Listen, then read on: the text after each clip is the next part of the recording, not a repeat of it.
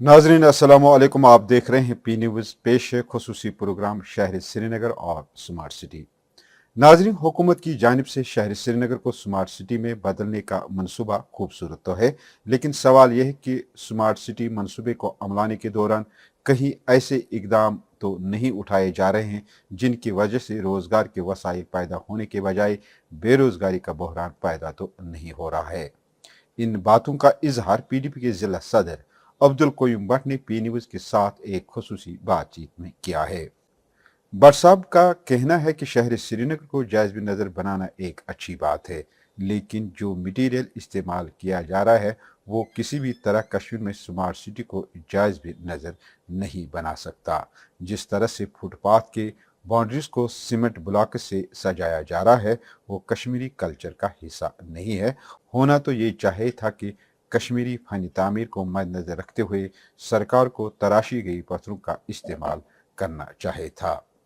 अब्दुल कईम भट्ट ने कहा कि ऐसा इसलिए हो रहा है कि स्मार्ट सिटी प्रोजेक्ट को पब्लिक डोमेन में नहीं लाया गया और नहीं यहाँ की सियासी पार्टियों या जेहस लोगों से बात या सलाह मशवरा किया गया, जिसकी वजह से स्मार्ट सिटी प्रोजेक्ट में कश्मीरी फन तामीर की कोई झलक नहीं दिख रही है।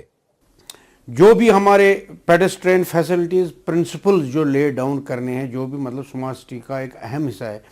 जिसमें सेफ्टी, सिक्योरिटी, कंटिन्यूटी, कंफर्ट और लिवेबिलिटी का जो सवाल है, जो एक प्रिंसिपल ले डाउन किया गया है, उसको प्रायोरिटाइज अगर किया जाएगा, मतलब समझो कि कोई हॉस्पिटल है हमारे स्मार्ट सिटी में, कोई कॉलेजेस हैं, स्कूल्स हैं, इनको प्रायोरिटाइज किया जाए। अच्छा होता अगर ये कोई पब्लिक डोमेन में ही इसको रखा जाता, जो पब्लिक से भी, यहाँ पर हमारे बहुत ज़बरदस्त टेक्नोक्रेट्स हैं जो भी सिटी को खूबसूरत देखने के हवाले से, अगर पब्लिक डोमेन के लिए जो यहाँ पॉलिटिकल पार्टीज़ हैं जिन्होंने इससे पहले भी जो प्रोजेक्ट्स यहाँ किए हैं कार पार्किंग के हवाले से या दूसरे हवाले से, हो सकता है कि इस इंतज़ामिया का उस चीज़ का इल्म ना हो सकता है कि हम लोग उनको उसमें अपना फीडबैक दें ताकि वो जो भी हमारी सिटी का जो ये इस वक्त हाल चल रहा है, किसी बंदे को ये पता ही नहीं है इन अफसरों के बगैर, ये अफसर जो काम करवाते हैं, ठेकेदार जो काम करवाते हैं, उसके बगैर किसी बंदे को, किसी टेक्नोक्रेट को ये पता ही नहीं है कि हमारी सिटी का क्या हाल होना है, क्या कैसे क्या किया जाता है। उन्होंने मजीद कहा कि मौलाना आज़ाद रोड और रेजिडेंसी रोड को खूबसूरत या जायज़ भी नज़र बनाना स्मार्ट सिटी नहीं कहलाई जा सकेगी। शहर ख़ास को स्मार्ट सिटी के दायरे में न लाना, सिविल लाइन्स के बालाई और मज़ाफ़ाती इलाकों को स्मार्ट सिटी की नज़रों से ओझल रखना स्मार्ट सिटी नहीं। लाल चौक और इसके दायरे में आने वाले इलाकों में चंद स्क्रीन नस्ब करना, फुटपाथ को चौड़ा करना और सड़कों को तंग करना स्मार्ट सिटी नहीं है।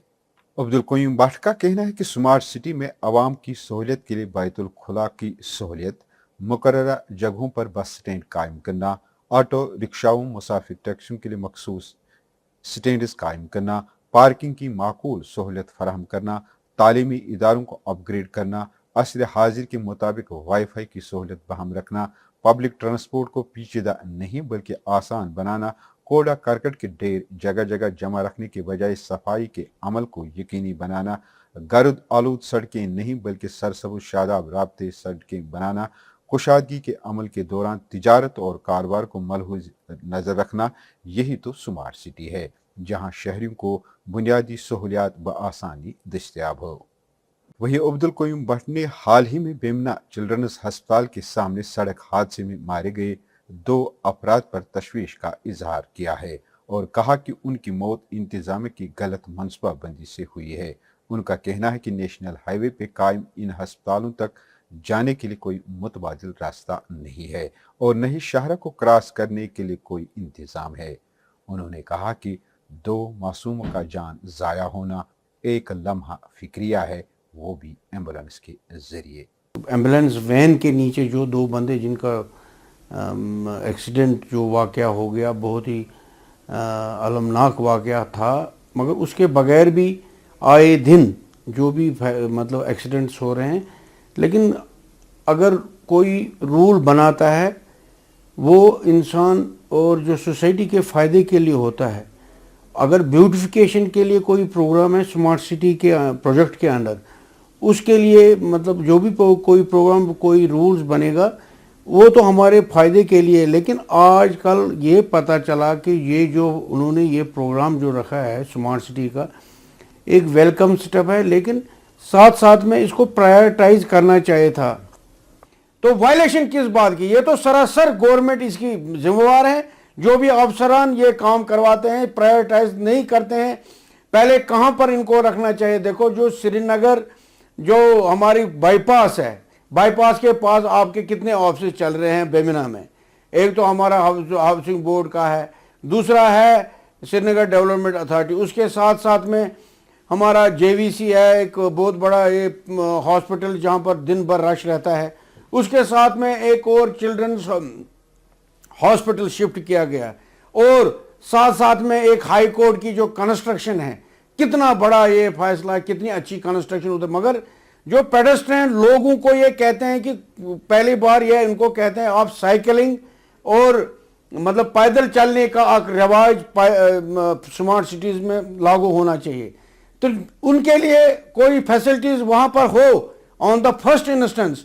تبھی تو بتایا جائے گا نا وہاں پر کراس کیسے کریں گے لوگ. یہ کل جو 2 لوگ مارے گئے اور وہ بھی ایمبولینس کے نیچے مارے گئے, کیا پتا تھا ان کو بیچاروں کو کہ ہم اپنی غلطی سے نہیں مار رہے ہیں, جو وہاں پر کوئی فیسلٹی نہیں ہے. ان کو نیشنل اتھارٹی آف انڈیا کا جو بھی یہاں پر نظام ہے وہ کوئی کوارڈینیشن میں نہیں چلتے ہیں. ہماری جو گورنمنٹ ہے ان کے ساتھ کوئی کوارڈینیشن نہیں ہوتے. اگر نیشنل ہائی وے ہے اس کو کراس کرنا ہے, اس کو حج ہاؤس بھی ساتھ میں ادھر ہے, تو کتنی زبردست وہاں پر لوگوں کی بھیڑ رہتی ہے. کوئی بے سسٹم نہیں ہے, اینیمل بے نہیں ہے, کچھ نہیں. یہ تو یہاں کا جو اینیمل